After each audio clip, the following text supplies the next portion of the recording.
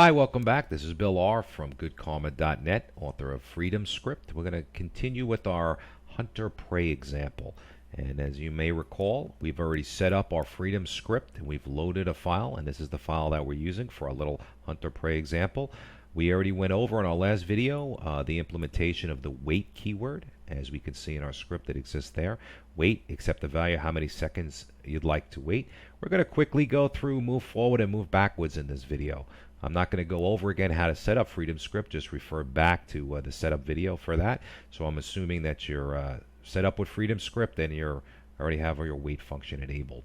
So we'll jump right over to Visual Studio. So as we spoke about before, all keywords in Freedom Script correspond to a subroutine object that exists in the Unity C# script. So the keyword in Freedom Script scripts are set by using the register subroutine, and here's where you define those keywords, and you create an object of type subroutine, and that's what we're doing. That's how we do our implementation. So we'll scroll back, and as you can see, all my keywords have a corresponding subroutine object. It's not the name that Freedom Script is going to use, but an object that's going to handle the logic. So as promised, we'll go through our move forward example, and you can see it's right there. We'll just quickly open that up, and as always, it's got it's a class derived from subroutine. So we call it move forward subroutine. That's the name of the class. We derive it from subroutine, gives us its functionality. In our design pattern, in this case, we do like to take a reference back to the parent. So once again, our parent script is player find. So we just type player find and we'll call it parent. We set a constructor, a public constructor. It takes one variable and it is the reference to the parent, which then we set to store in our variable. And move forward has one parameter, how many units to move forward. And we set that here. This variable exists automatically because it's part of the base class. So when you derive it from subroutine, this is a public variable, or I should say a derived variable from there. As always, the meat and potatoes is done as we override our execute function. Again, it's a virtual function in the base class, so you have to override execute, but this is the code that we want to run when Freedom Script encounters this function call in execute. So again, a simple design, simple layout. In this case, I'm going to show you two ways to do this. In the move forward, we're going to take care of movement in our parent script. So we'll actually write the logic to move the block or player forward, I should say, in our main script, or the main part of the script, and we're not going to put the logic here, but it's a lot of times you will have functions that everything can be self-contained.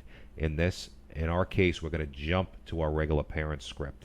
But we need to know how many spots to move forward. So as you may remember, we have two parameters that are passed in automatically to us when we call the execute function, and it's not that we'll call it. Remember, our interpreter is going to call it when it encounters it in our Freedom Script. One is an array of value objects. Again, as in a review, value objects are wrappers for values. So we have an array of them, and it's going to hold how many spots. We've told it we're going to take one parameter. So if we look at our args, 0, and if there was multiple parameters passed in with this function call, it'd be args1, args2, args3. In our case, it's the first one, and this is a 0-based array. So we'll take that. That is a value object. The value object has a property that we've exposed called content. We just grab what we've passed in, what the Freedom Script passed in. Now we know, as we talked about before, everything that gets passed from Freedom Script to the C# scripting environment is in a string form, even if it's a number. So we simply just parse it. So we take the contents, which is a string, and then we call the int parse function, static function, and we turn it into a number. And then we pass that number, which is the parameter that we got from our virtual scripting environment, our Freedom Script, we pass it to a function called move forward. And then we return how many spots we want it to move. So we're simply returning the parameter that we have. Simple. All this logic will be executed on the script itself. I should say not Freedom Script, but on our C# side. So we'll jump up to our parent, our move forward function. And I'll fold some code up here. not to confuse us. And we see a move forward and a move backwards. And we'll go through this. So here's our move forward code. And we called it. We told it we'd pass it in one integer. And we did. Remember, we parsed out the parameter. So we pass it in how many spaces to move. And the first thing we're going to do, as we did with our wait command, is we set a script variable is blocked to true. So what is blocked? As you may recall, is blocked is a Boolean, and we set it to false to start with. And the interpreter object, if we look at our fixed update, checks is blocked. So if is blocked is true, we're not going to execute the next line of script. In our case, that's the first thing we do. So we want to complete this action. We process our next line of script. So we'll run down to our move forward. We set that to true, effectively pausing Freedom script, but not Unity. And we take that, we need a speed, which is a scaling value. So how fast should we process how fast should he move forward? And this is an arbitrary value that's going to be based on the scale of your world. If you're dealing with maybe 1 unit is an inch, or 1 unit could be 5 meters. It depends on how big your objects are in that world.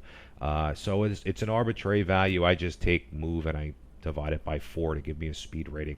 But it could be it's just a scalar value or an int value. And then you'll see in our logic, again, this is Unity, not more of a Unity section than Freedom script, because this function is being called by Freedom script. So I won't get into all the details. But basically, we'll grab our get component, our rigid body. So this is grabbing our get component is what's attached to us. And in our scene, our player has a rigid body, so get component rigid body, and we'll stick it in RB variable.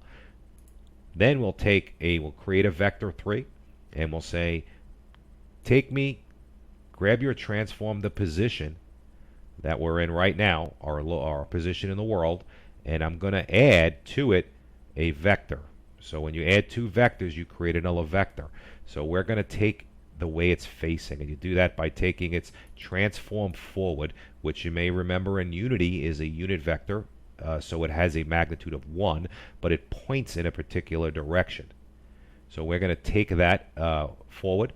We're going to multiply it by the value that was passed in, which in 3D would effectively scale this. When you take a vector, XYZ vector, multiply it by a scalar value, which is a integer, you get you're basically sizing or resizing that 3D vector. So we'll take forward and we'll say, and we know it's a unit vector, it's 1, it's a length of 1, or as we should really call it, it's a magnitude of 1. We'll multiply it by a scalar, turning our 1 unit vector into, if this was passed in as 10, now this would be 10. But the key is it's in the right direction that we want to go, because we're using the transforms forward. So you can see we'll take its current position, we'll add to it another vector that's 10, let's say, units ahead of it. That's our destination. So we'll store that in destination. Now this next line actually does all the work. In our previous wait example, you've seen us use a coroutine to run in the background, do something without pausing Unity. And effectively, when we move an object, we're moving it over multiple frames. So we can't hard code a tight loop that says move 1 or move 2. We want it actually to move every frame a distance until it gets to its destination. If we just set this new position to the new position of our object, then our object would jump to that position. Well, that's not what we wanted. We don't want it to teleport. Well, in some games you may want to, but in ours we want it to actually move to this position. So the way we've accomplished that is we're going to tween. Now, in our wait example, I showed you how to use a coroutine, and that's the way I normally would move an object. I would start a coroutine, which means it's a background thread. I would start that coroutine and I'd lerp the position. If you're not familiar with lerp, basically it takes a starting value, an ending value, and a percentage of 1, or so a 50, a 75, or 1 being 100, and it'll give you the position or interpolation between those two values. I would put that in a loop, and I would, over the course of frames, and that's why you would need the coroutine, I would say, okay, give me the 5% value, then give me the 10% value, give me the 20% value. And each time I go through that iteration, I would reposition my block. And that's a standard way of doing things. And I used to do it that way, and that's why I programmed the coroutine for weight.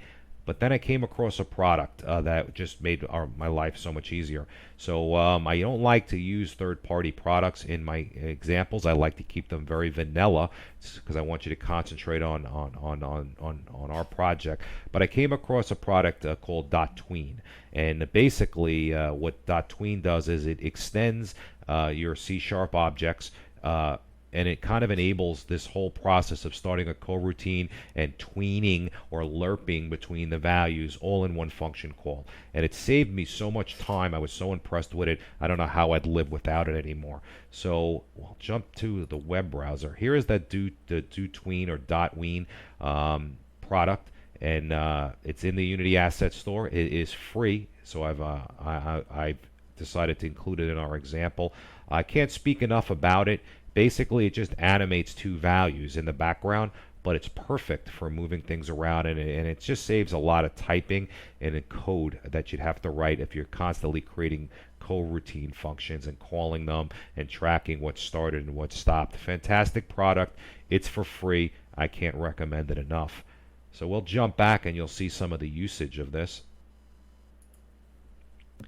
As you may remember from the other videos, if we get up to the using statements, and to enable freedom script in your project, we just needed the using statement interp.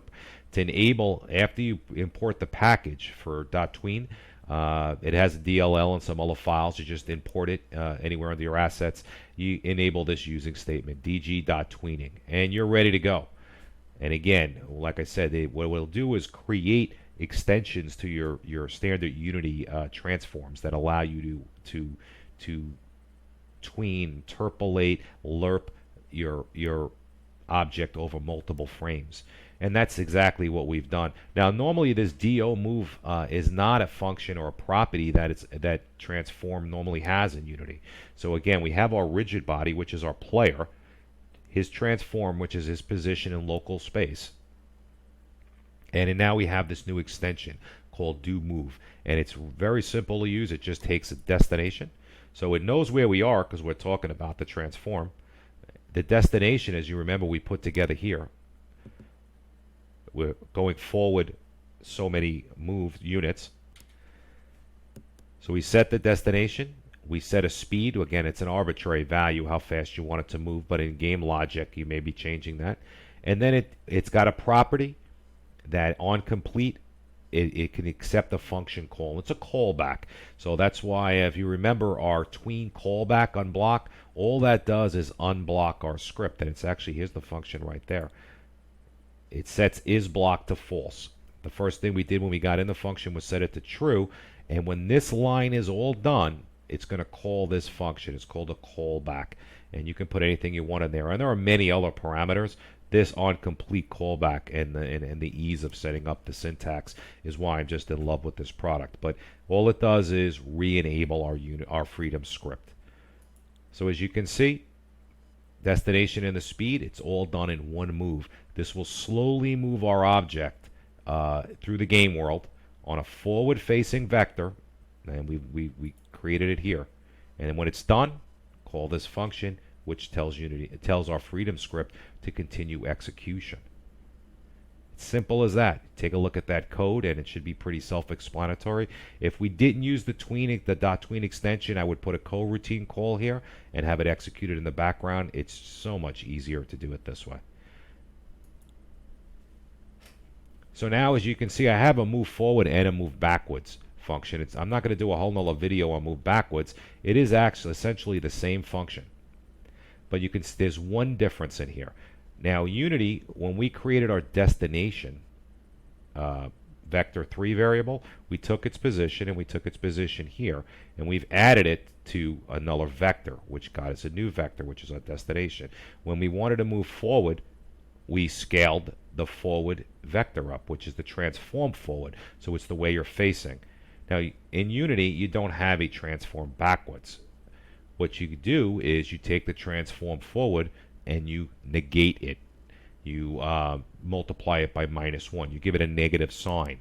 And then I still scale it by the same value that was moved in. And what this effectively does is move it in the opposite direction. If forward is in front of you, not forward is behind you. So the move backwards function is the same as the move forward function with this one minor difference. I use the same exact call to .tween to move it, to interpolate it or lerp it over multiple frames. So there's the move backward function. Because as we scroll back down to our move forward subroutine, as you can see, all we do is make that call and then Unity will handle the rest for us. Well, once the script starts to execute, we return that value, which is what we passed in. And that's our move forward subroutine class. And if we open up our move backwards subroutine class, it's identical. As you can see, we pass in a reference to the parent. I'm sorry, let me start from the beginning. It's a class derived from subroutine.